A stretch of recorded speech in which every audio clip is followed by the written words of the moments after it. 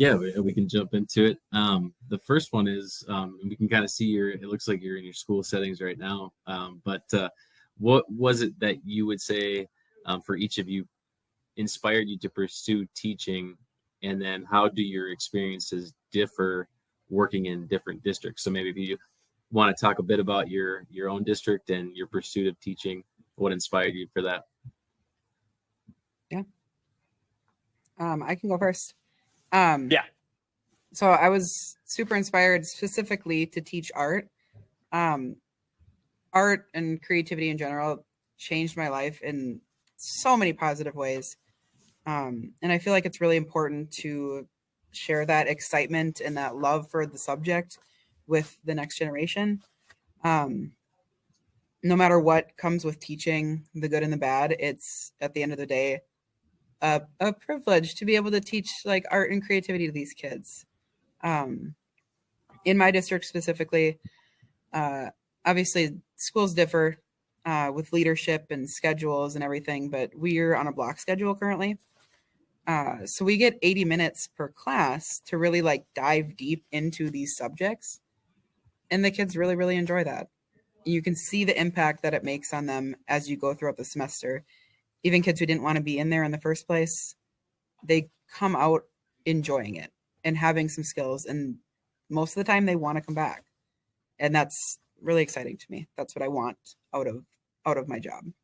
Yeah, and I would bet with like having that length of time every day Yeah. doesn't mean you kind of like just get your materials out and then you work for about 10 minutes, then you got to clean up and put stuff away. Like you can Yes. actually have time to get into things. Yeah, we can actually practice that like perseverance that you really need to be able to go back, reflect on your work, improve it instead of being segmented into 45 to 55-minute classes. You're really able to dive in, like I said. So super nice. Yeah. For me, I really pursued teaching and want to be a teacher because of the people that actually teach on the other side of this wall. I have the unique opportunity of teaching at the same school I graduated from. Wasn't in the life plan, but it's how it ended up happening. They inspired me because they taught history and geography and all these cool subjects where it contextualized, hey, why are we here? Why are we the way we are right now? But also just opened up the world beyond my tiny 2,800 people town. Um, and being able to come back and teach in the same classroom, teach American history in the same classroom that I learned American history, it's been a dream come true. I love being able to just contextualize things for my students and help them identify why things are the way they are today. And then geography, it's just awesome. It's like going on a trip with my students every single day, teaching them about different people, about different cultures, about different cool places. So that's a lot of fun. So it's just a dream. Right. So let's add one more piece into this here. You know, I think you're on our podcast because we recognize that you guys are really pioneers. I think it's safe to say in your districts, in your buildings, when it comes to using technology to enhance those learning experiences and to engage your students in such a way. So, how do you think that's kind of shaped how you operate your class as you go forward, knowing that it can be that purposeful tool that really helps to either ramp up the learning or keep kids like on a hook? Yes. Sydney, do you want to take this one? um, I I use technology so frequently in like the content delivery aspect of my content. When you integrate technology into an art classroom, which is typically pretty analog, you really have to shift the process of thinking. So a lot of times in art classes, people are very focused on the product, right? Mm-hmm. But technology allows you to really, really focus in on the process of creation, and getting better feedback with outside opportunities for technology, being able to pull in information from other classrooms or other people that I might not be able to deliver in a certain way, but somebody else can explain it differently, and hopefully the kids are able to latch on to that a little bit more. There's tons of different ways, obviously, to do that, but I think a lot of it is just exploring exploring those tools and seeing what they can do, not just in the classroom, but also with other staff, so that you can really spread that technology use. Yeah, I mean, in the history in the geography classroom, it's amazing because 20 years ago, or when I was a student, 15 years ago, the material all came from that textbook, right? It came from the curriculum that came with the textbook. Teacher would just copy off worksheets, read it, answer the questions. But today, with my computer and the smartboard, as well as all of the student Chromebooks, they're not just computers. They're literally time machines. They can go and pull in pictures, primary sources, all sorts of things. And then they're also they're airplanes to other places that our students never would be able to get to explore before.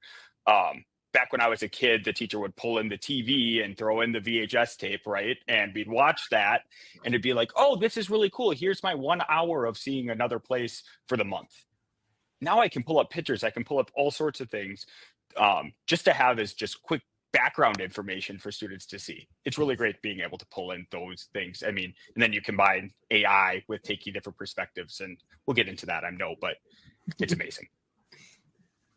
What so based on, I know there's like tons of positives, and obviously Jeremy and I are always looking at the positives of technology, but is there anything that you see as challenges when you're integrating technology? So be it like devices for students, or applications that you use that just don't always work the right way, or anything like that. Is there anything that you do with your students on a regular basis where you see challenges that come into play?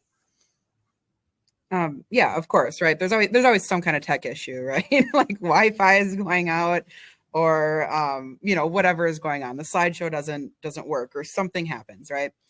Of course, it's fairly easy for us as teachers to pivot, right? That's big part of our job. Mm-hmm. Having alternatives to rely on is super important. Obviously, I can do in-person demos for some of the things that I'm doing, or trying to teach. We can do a lot of that in person, so that's pretty nice. The thing that I've really found that is a struggle, and I mentioned this a little bit earlier, of like process versus product. I find a lot of kids who are using more technology, or ChatGPT, or like when we learn Photoshop in our digital arts class, they use it as a shortcut and not as a tool necessarily. So, finding tools that can help them slow that process down and understand that tech isn't just a shortcut. It should be expanding your learning at every step. It shouldn't be skipping any of those steps. And even watching for, if they're using ChatGPT to write their essays or whatever, there's extensions that we can look at that show, how many times they've copy and pasted, how many times, they've been in the document, right? We got to keep ahead of the curve. And those are the main challenges that I found are shortcuts, I think is the main challenge for me. Yeah, and I definitely would agree with that. I think the process versus product, students, they struggle to understand that the process is what matters, that the point of being here in my class is to learn and learn how to learn and get kind of meta with that, right? And instead they want to be perfect because they see everything online as perfect, right? When just the other day I was asking how many times or how many hours do you spend on your phone in a day, and they're pulling out their phone and they're getting like 8 hours a day, even though phones are banned in schools, right? They just see the perfect final product of everything. And so they're not comfortable with kind of that failure and that growth that comes with trial and error.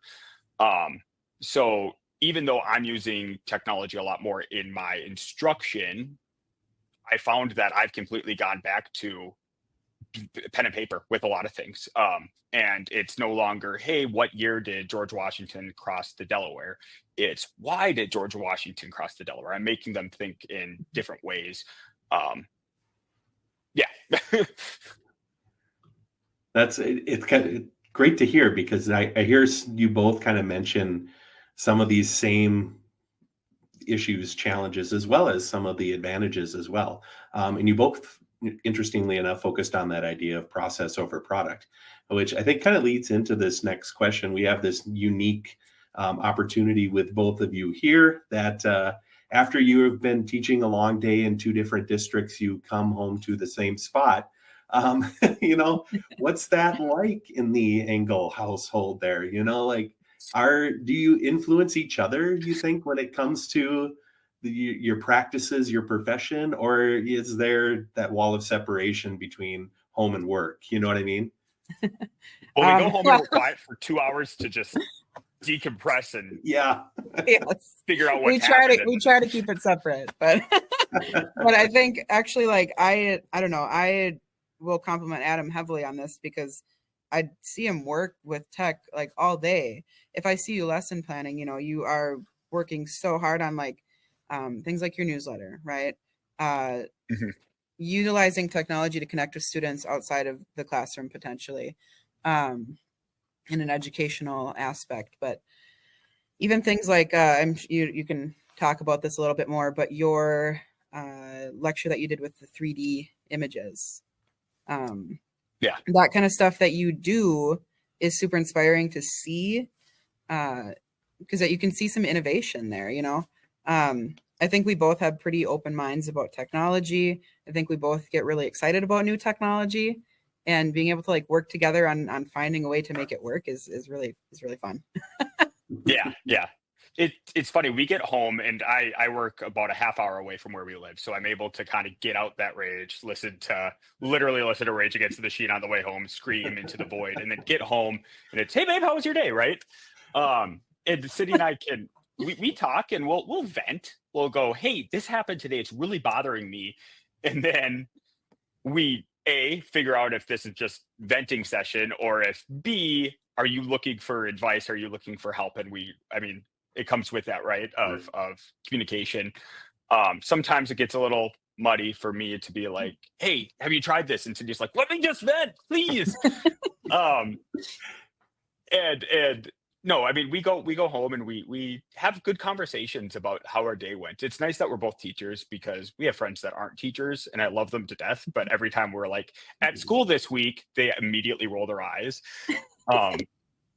But we both get it. We both kind of can have conversations about work, and we know what type of teacher each other is, and we're able to talk about that. And it's fun. We love our jobs.